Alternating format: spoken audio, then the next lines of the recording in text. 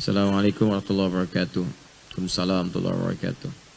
Ustadz, ada hadis mengatakan wanita yang ikhlas di poligami balasannya surga jika sabar. Tuh, apa saya bilang?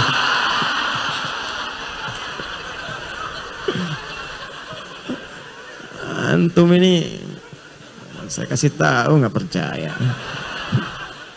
Saya ulang lagi. Ustadz, ada hadis mengatakan wanita yang ikhlas di poligami balasannya surga jika sabar. Apakah berlaku hal yang sama jika istri yang menyuruh suaminya poligami dan tetap sabar? Jazakallah khair Ustaz. Cek dulu hadisnya. Cek dulu. Ya. Sepengetahuan saya tidak ada hadis demikian. Ya, tidak ada hadis yang menyebutkan jika perempuan di poligami sabar, jaminannya surga. Tidak ada. Mungkin itu perkataan suami yang udah pengen poligami gitu.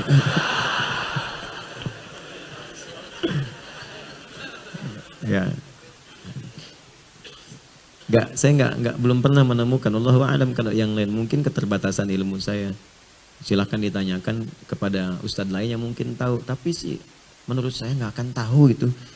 Karena memang nggak ada gitu, nggak ditemukan. Allahu a'lam, wallahu a'lam. Mungkin ada yang menemukan, tapi seingat saya tidak ada. Bacaan saya ya, menunjukkan tidak ada hadis demikian. Ya, kalau hadis-hadis lain yang mungkin bisa ditafsirkan tafsiran lebih luas, itu banyak. Misal di At-Tirmidzi ada hadis yang disahihkan juga oleh Syekh Al-Albani ya, dalam silsilah hadisnya yang sahih, yang shagirnya, nomor hadis 660. Bunyinya begini. Qala sallallahu alaihi wasallam, "Idza shallatil mar'atu sholataha wa shamat shamaha wa hafizat farjaha wa ata'at zawjaha, qila laha yaumal qiyamati udkhulil jannata min haitsu syi'ti." Jika ada seorang istri menunaikan salat fardu saja selama hidupnya, enggak pernah salat sunnah, fardu aja. Kemudian puasanya fardu juga, Ramadan aja, yang lain tidak. Tapi dia sanggup menjaga kehormatan dirinya, hafizat farja, enggak selingkuh, macam-macam, ya. Wa ata'at zaujaha, dan menaati suaminya ketika dia meminta yang baik-baik, yang dibenarkan oleh Allah. Itu. Ini diantara tafsir di Quran surah ke-4 An-Nisa ayat 34. Ini paling kiri sebelah atas di mushaf. Saya langsung masuk ke bagian perempuannya.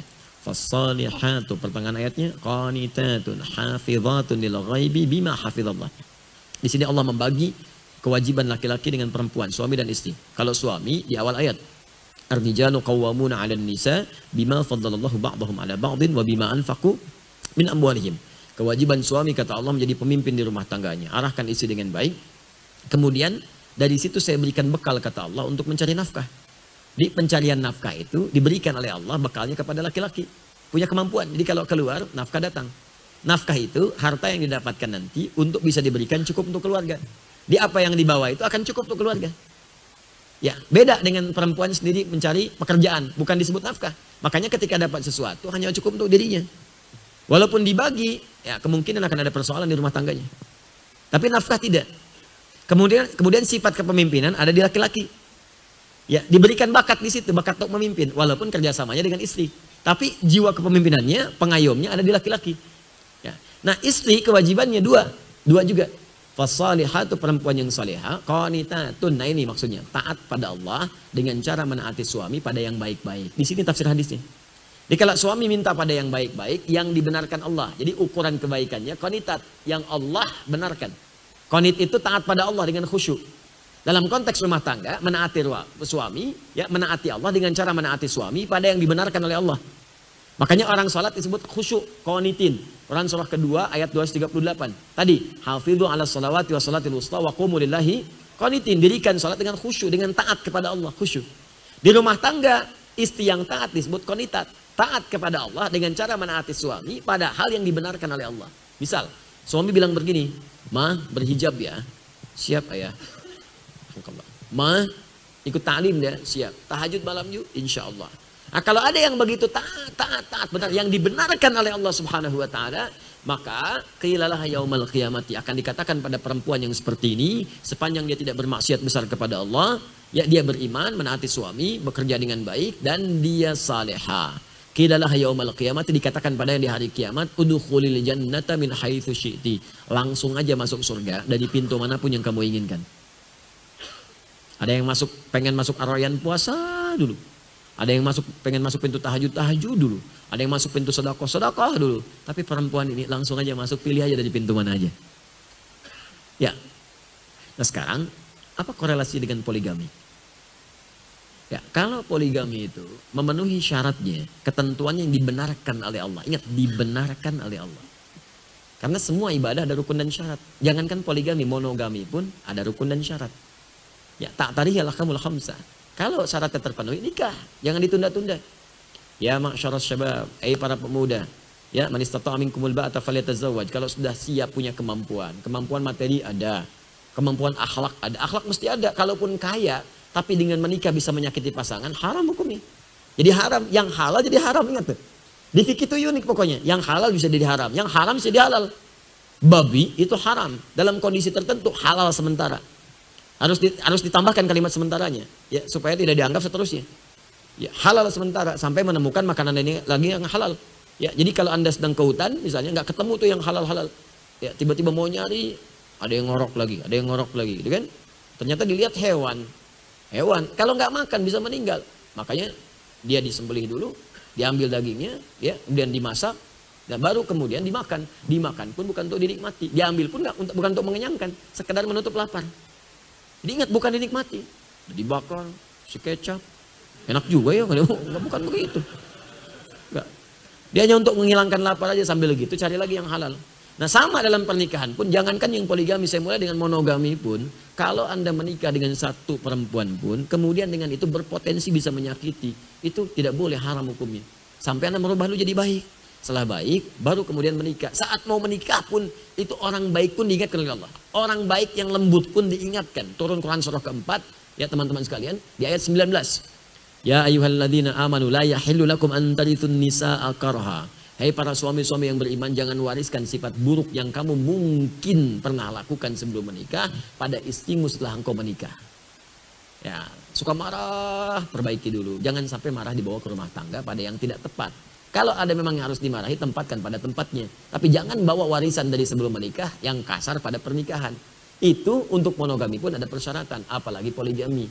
Jadi poligami pun nanti ada persyaratan-persyaratan lain lagi. Ketentuannya tidak sama dengan yang monogami. Ada keadilan bukan keadilan biasa. Adil dalam memberikan perhatian. Ada tuntutan untuk menjadikan Anda berpoligami. Ya misal apa tuntutannya? Nah, ada tuntutan terkait dengan fisikal. Ya misal ada penyakit tertentu, ya belum ada keturunan, atau tuntutan dalam sosial, ada pekerjaan yang berat dalam yang dikerjakan, merawat banyak anak yatim. Kalau sendirian tidak terawat misalnya, Anda bisa diskusi. Itu pun kemudian ngobrol dulu. Tadi zauj, pasangan ngobrol, jangan sembunyi-sembunyi. Nikah dong, yang gentle, bicara. Pada istri bicara, ngobrol, ajak bicara. Rumah tangga itu kan supaya tenang. Anda sembunyi-sembunyi artinya nggak tenang. Dan biasanya yang sembunyi-sembunyi itu cenderung gelisah. Kalau gelisah nanti mengumpulkan dosa. Papa kemana? Mau meeting dulu mah? Meeting. Ya, ada pertemuan-pertemuan. Ya kenapa kemudian jadi diabstrakkan? Kalau ada hasrat untuk poligami, cerita, diskusi, apa alasannya, ngobrol, terus bahas bareng-bareng fikihnya. Istri membahas, suami bahas, ngobrol, ajak bareng. Mah, ini keutamaannya mah, pekerjaan papa sedang begini, bagaimana menurut mama? Ya, dengan bahasa yang halus. Mah, anak yatim kita makin banyak ya mah. Iya Pak, alhamdulillah. Mama kira-kira bagaimana kita nanti di surga kalau kita diperkenankan? Insya Allah Pak, mudah-mudahan bertetangga dengan Rasulullah. Iya Mah, ini makin banyak Mah, terawat nggak sendiri? Mama juga udah merasa capek sih Pak, sendiri ini nggak sanggup nih. Iya Mah, kalau ada temannya mungkin akan lebih ringan gitu. Maksudnya Pak, ya yuk kita buka fikihnya, lihat. Ini Mah ternyata ada di Quran nih, An-Nisa ayat 3.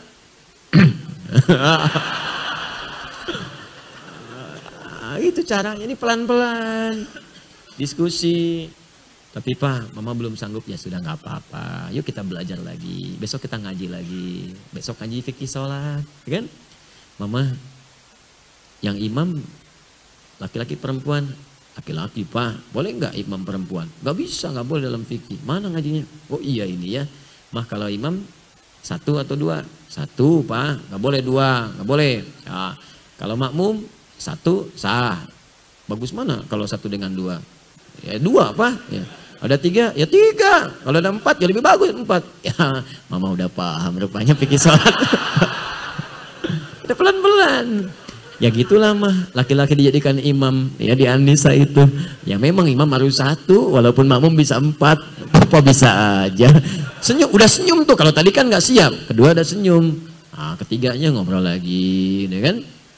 Nah, kadang-kadang lewat anak belajar hadis kan, berbuat baik pada siapa? Ibumu. Siapa lagi? Ibumu. Siapa lagi? Ibumu. Siapa lagi? Bapakmu, kan? Tanya anak, nah hadisnya sahih enggak? Sahih Pak. Ibu disebutkan berapa kali situ? 3 Pak. Bapak berapa? Sekali. Di bapak ada berapa? 1. Ibu berapa? 3. Kasih tahu ama sana. Ini ngobrol. Kalau nggak cerita, ribut nanti malah. Jadi malah nggak dapat kedua-duanya. Akhirnya ribut. Yang pertama minta pisah. Yang kedua kecewa. Akhirnya nggak dapat siapapun. Capek rumah tangga itu. Ya, akhirnya nggak ada solusi. Dan yang paling parah akhirnya kemudian tersebar kemana-mana. Bikin tulisan, bikin ini, bikin itu. Ada layangan putus, ada ini, ada itu untuk apa gitu. Ya, dan kita doakan. Jangan menikmatilah persoalan rumah tangga orang. Nggak boleh. Kita doakan. Yang ada doakan supaya baik. Doakan. Ya, jadi jangan. Itu kan rumah tangga orang. Kalau menimpa kepada kita pun kan nggak mau seperti itu. Makanya saya berikan nasihat. Jangan sembunyi-sembunyi. Perbedaan nikah dengan zina itu antara diumumkan dengan sembunyi-sembunyi kata Nabi. Itu peringatan keras. Peringatan keras. Ya Anda bagaimana rumah tangga tujuannya sakinah, tenang. Sebelum mawaddah dan rahmah. Jadi sakinah itu duluan. Quran surah 30 ayat 21. Wa min ayatihi an khalaqalakum min anfusikum azwaja litaskunu ilaiha wa ja'ala bainakum mawaddah wa mawaddah dan rahmah letaknya setelah sakinah. Sakinah duluan. Sebab mustahil ada mawaddah kalau nggak ada sakinah. Mawaddah itu diantara maknanya, dari kata akar maddah diantara maknanya. Maddah itu dari materi. Di cinta itu bisa bersemi salah satunya dengan dorongan materi. Mahar ada materi, semakin banyak, semakin indah, semakin tenang. Hadiah pernikahan, ada hadiah, ada macam-macam, diberikan, ada cincin, ada gelang, ada Anda senang dengan materi. Makanya cinta itu kadang-kadang diantara faktor nampaknya materi. Ya gantengnya, kumisnya, tegaknya, dompetnya, kan? Ya, itu begitu. Tampilan materi. Tapi kalaupun kaya tapi nggak ada ketenangan, gelisah, nggak enak. Sakinah itu tenang. Coba deh ibu pilih di belakang. Ibu kaya tapi gelisah atau miskin tapi tenang? Pilih mana? Ulah milih nukatilu tuh ayah. Kaya tapi gelisah atau miskin tapi tenang? Pasti cari yang tenang. Makanya sakinah duluan. Nah ini bagaimana Anda bisa berpoligami dengan tenang kalau nggak cerita? Sembunyi-sembunyi kan nggak tenang. Nggak enak gitu. Bicara aja, ngobrol apa adanya. Diskusi sampaikan. Dari situ akan cari kemudian jalan solusi yang terbaik. Dan insya Allah kalau begitu Allah akan berikan taufik. Kalau berpoligami kemudian jadi tenang. Dan nggak akan peduli dengan orang. Orang mau bilang apa. Ya. Orang usil itu tanda tak sanggup. Ya. Atau belum mampu. Nggak, dan nggak usah aib. Saya mengakui saya belum mampu. Ya. Nggak ada ilmu. Saya mungkin teman-teman yang sudah karena ada ilmunya. Mampu, sanggup, saya paham ilmunya. Cuman saya memang belum ada kemampuan. Karena titipan saya masih banyak. Istri saya titipan, anak saya 3 sekarang titipan juga. Saya belum bisa mendidik mereka dengan baik. Bagaimana kalau saya meninggal dan mereka dihisap? Bagi saya kalau saya dapat titipan 1 lagi istri, ada anak lagi, titipan makin nambah lagi. Saya ingin dulu rawat yang ini dengan baik. Alhamdulillah istri saya baik, gak ada masalah. Bu ya silahkan kalau mau, silahkan. Ini gak ada masalah. Tapi kan saya juga berpikir, ini kan saya dihisap di hari kiamat. Teman-teman yang lain sudah sanggup, alhamdulillah. Kita mendoakan juga mereka. Yang berpoligami kita doakan baik. Yang bermonogami kita doakan baik. Yang mau poligami kita doakan. Tapi jangan menempuh itu dengan cara yang tidak tepat. Sehingga melahirkan retak nanti dalam rumah tangganya. Jelas sampai sini? Baik, alhamdulillah. Nah, mohon maaf bukan memutus harapan bagi yang ingin mengajukan permohonan. Tidak. Ya, tapi mungkin satu saat, ya mungkin saja Allah berikan jalan atau yang lainnya terjadi. Wallahu a'lam. Tapi untuk saat ini saya titipan. Anak saya yang baru lahir masih 6 bulan, kan? Dan sebagainya itu kan itu amanah gitu. Bagaimana saya merawatnya? Saya pengen Qurannya dari saya, ajak sholat, ajak macam-macam sehingga dihisapnya ringan. Aku titipkan Muhammad Hamilul Qurani kepadamu ya Adi Hidayat. Apa yang kau kerjakan dengannya ya Allah? Aku ajak dia ke pengajian, aku tunjukkan dia sholat, aku ajarkan dia baca Quran. Lalu anaknya dikonfrontir, benar nggak seperti itu? Jawab dia. Pertanyaannya apakah jawaban anak itu sama dengan saya? Saya harus pastikan. Karena jawaban Qurannya ku anfusakum wa ahlikum nar. Itu anak saya baru satu. Belum yang kedua, belum yang ketiga, belum istri saya. Belum saya anak dari seorang ibu, dari seorang ayah. Saya masih punya banyak tugas. Ya, karena itu ya kita berpikir untuk akhirat lah, jangan cuma dunia kita pikirkan. Dan poligami pun ketika turun untuk menjamin kemaslahatan akhirat dan untuk bisa mengangkat derajat perempuan.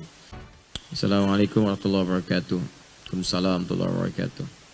Ustadz, ada hadis mengatakan wanita yang ikhlas di poligami balasannya surga jika sabar. Tuh, apa saya bilang?